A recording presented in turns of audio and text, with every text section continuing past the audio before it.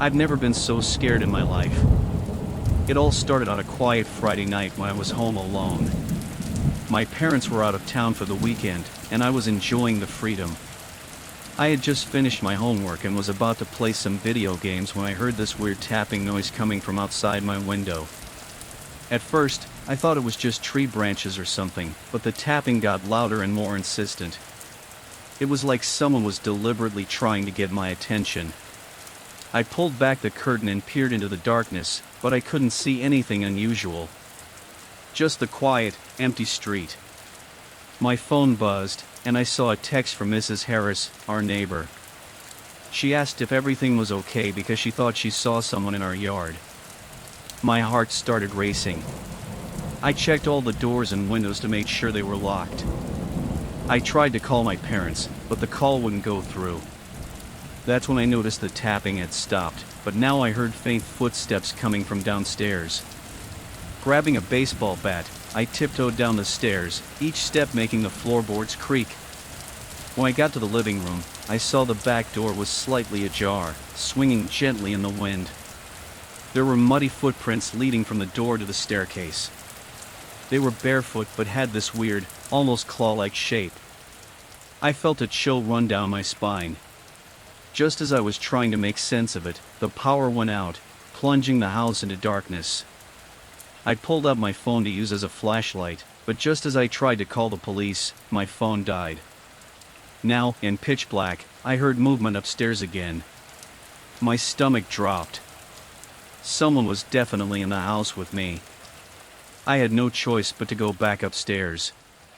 As I got closer to my room, I noticed a foul smell. When I opened the door, my heart nearly stopped. The walls were covered in these crude, disturbing drawings of me sleeping, eating, doing daily activities, all drawn in a dark, reddish substance. My laptop was on, displaying a live video feed of my room. The camera angle wasn't one I had set up. It showed a shadowy figure moving around the house. Panic surged through me. I had to get out of there. I raced to my parents' bedroom to use their phone, but it was ripped out of the wall. Feeling trapped, I frantically searched the house for anything that could help. Every room revealed more signs of the intruder's presence: scattered belongings, smeared handprints, and cryptic messages written on mirrors. In the kitchen, I saw a butcher knife was missing from the knife block. My heart pounded as I realized the intruder was armed. Suddenly, Max, our family dog, started barking furiously at the basement door, which was slightly ajar. I knew I had to confront whatever was in the basement. With Max by my side, I slowly descended the creaky stairs, flashlight in hand. At the bottom, the light revealed a series of unsettling photographs of me and my family, clearly taken from inside the house. Then, the flashlight flickered and went out. In the darkness, I heard Max growling low and menacingly. A violent struggle erupted as the intruder, a masked figure, lunged at me. Max attacked, giving me a moment to grab a nearby wrench. I swung wildly, connecting with the intruder. He fell, momentarily stunned. Max and I dashed upstairs, slamming and locking the basement door behind us. I barricaded us in the bathroom, heart pounding. The doorknob rattled violently but didn't give way. The sound stopped, replaced by a heavy silence. Then, I heard the distant sound of sirens.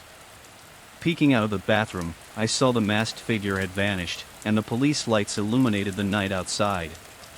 The cops arrived and searched the house, but they never found the intruder. They said I was lucky to be alive. But I didn't feel lucky. I felt terrified. The figure was never caught, leaving me with a chilling reminder of the night's events. Now, every time I hear a noise at night, my heart races. I can't shake the feeling that he's still out there, watching, waiting. I'll never forget the horror of that night. It's a fear that stays with you, lurking in the back of your mind, always ready to resurface. That's the story of the night I faced the stalker. I've never been the same since.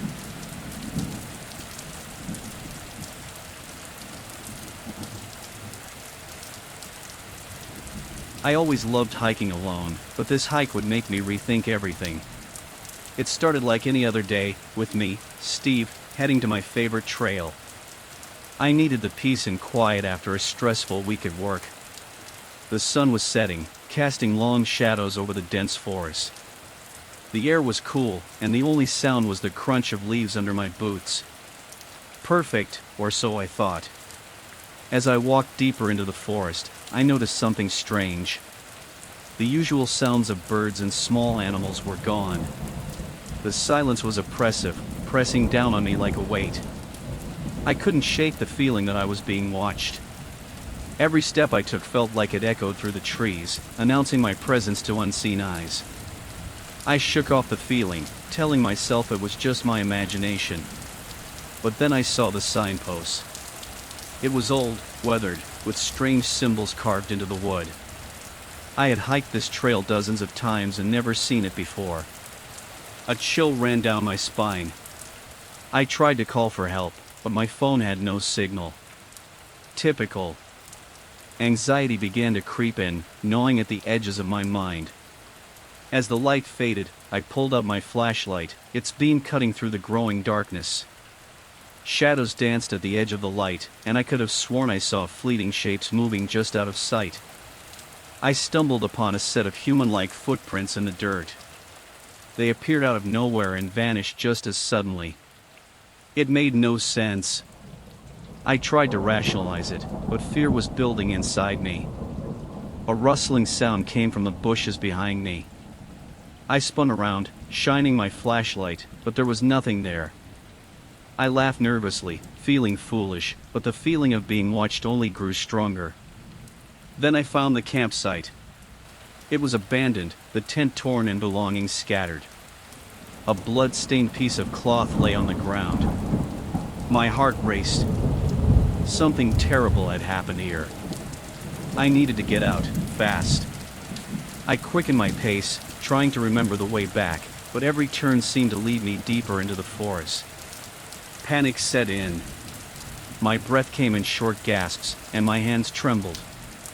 Suddenly, I saw a figure standing in the distance, partially obscured by trees. It didn't move, just stood there, staring at me. I called out, but it didn't respond. Fear gripped me like a vice. Deciding I had to face it, I moved toward the figure. But when I reached the spot, it was gone. I felt a hand on my shoulder and spun around, heart pounding, to find nothing but empty air. In my panic, I tripped over a root and tumbled down a small hill, losing my flashlight. Darkness closed in around me. Injured and disoriented, I heard footsteps slowly approaching. I scrambled to my feet and ran blindly. I stumbled upon a freshly dug grave with a shovel sticking out of the dirt. Terror flooded through me. Was I next?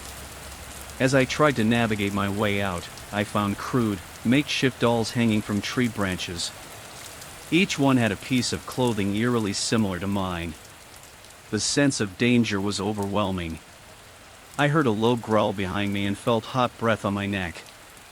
I turned to see glowing eyes staring at me from the darkness. I swung a branch wildly, breaking free, and ran with all my strength.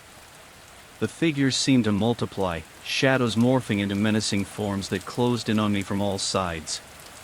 Finally, I broke through the tree line and saw the lights of the ranger station in the distance. Relief washed over me, but as I reached the station and looked back, I saw multiple shadowy figures standing at the forest's edge, watching me silently. Just when I thought I was safe, I noticed a symbol carved into the door of the ranger station, identical to the one on the signpost. The realization hit me like a punch to the gut. The danger had followed me. Shaken to my core, I reported my experience to the rangers. They listened with grave faces and told me I wasn't the first to have such an encounter.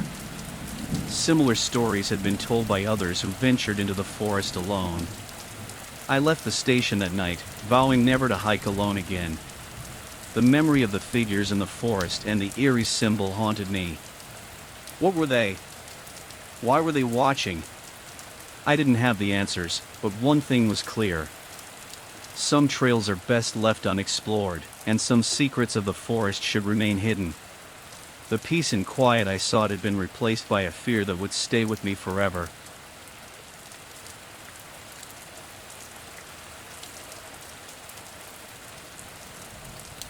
I should have trusted my instincts when I first heard that thud from the attic. It was late, and Emily was already in bed, reading her book. The rain pounded against the windows, and the wind howled like a warning. But I dismissed it as the old house settling, or maybe the storm outside. As I brushed my teeth, I heard it again, louder this time. A soft thud, then a dragging sound. My heart skipped a beat, but I shook it off. It's nothing, I told myself. I joined Emily in bed, trying to ignore the growing unease in my chest. But the noises didn't stop. They grew louder, more insistent. I couldn't ignore it any longer. Armed with a flashlight, I decided to investigate. Emily looked up from her book, worry etched on her face. "Do you want me to come with you?" she asked. I shook my head. "No, stay here. I'll check it out." The ladder to the attic creaked as I climbed up. The air was colder up there, the kind of cold that seeps into your bones. My flashlight beam cut through the darkness, revealing old boxes and forgotten items covered in dust. The noises had stopped, but the silence was even more unsettling. As I moved deeper into the attic, I noticed something odd. A hidden door, partially concealed by a pile of old newspapers and dusty furniture. The door was slightly ajar, and behind it, the noises resumed, shuffling, dragging, and a faint, almost human-like rustling. My heart pounded in my chest as I approached the door. Every instinct screamed at me to turn back, but I had to know what was behind it. I pushed the door open, my flashlight revealing a hidden room that seemed untouched for years. Inside, the room was filled with disturbing artifacts. Old, torn clothes hung on a line, personal items scattered on a table, and photographs of previous owners of the house, all marked with dates and strange notes in a language I didn't recognize. My breath caught in my throat. This wasn't just an attic, it was a shrine of some sort, a twisted memorial. Then, I heard a low, guttural breathing sound coming from the shadows at the back of the room. My flashlight flickered, casting eerie shadows on the walls. I focused the beam towards the noise and saw it. A figure hunched in the corner, its face twisted and deranged. It looked just like Emily, but its eyes were empty, soulless. Panic surged through me, and I stumbled back, dropping the flashlight. The room plunged into darkness. I fumbled for the door, my fingers trembling as I found the handle and yanked it open. I scrambled out of the attic, slamming the door behind me and locking it. I raced back to the bedroom, my heart racing. Emily was asleep, her face peaceful and unaware. I shook her awake, my voice trembling. "Emily, you need to wake up. There's something in the attic." She blinked, groggy and confused. "What are you talking about?" "The attic," I said, my voice cracking. "There's something up there. I saw it." She sat up, her face pale. "John, you're scaring me." "What did you see?" I couldn't find the words to describe the horror I had just witnessed. "Just trust me. We need to check it together." Reluctantly, she agreed, and we climbed the attic ladder again, this time together. The noises had stopped, but the air was thick with tension. We reached the hidden room, and my heart sank. The door was wide open, and the room was empty. The artifacts were scattered across the floor, and the figure was gone. A low, guttural breathing filled the air behind us. We turned, and there it was, blocking our exit. The twisted, deranged figure lunged at us, forcing us to fight for our lives. We managed to push past it, racing for the attic ladder. It grabbed my ankle, pulling me back up, but Emily fought it off, allowing me to break free. We tumbled down the ladder, slamming the attic hatch shut behind us. We barricaded the hatch and called the police, our breaths coming in ragged gasps. As we waited, we heard scratching and whispering from the attic, the figure trying to get through. The police arrived and searched the attic, but found nothing. The hidden room, the artifacts, the figure, it was all gone, as if it had never existed. We were left traumatized, knowing something evil still lurked above us. I sat on the edge of the bed, shaking, drenched in sweat, unable to comprehend what I had seen. Emily held my hand, her face etched with fear. As the storm outside raged on, a new terror had awakened, lurking just above our heads. Emily woke up and noticed my distress, asking me what happened. Too terrified to explain, I just muttered, "It's nothing, go back to sleep." She looked at me, confused and concerned, while I kept a vigilant eye on the ceiling, listening for any signs of movement from the attic. The rain continued to pound against the windows, the wind howled, and the scratching from above grew louder, a reminder that the terror was far from over.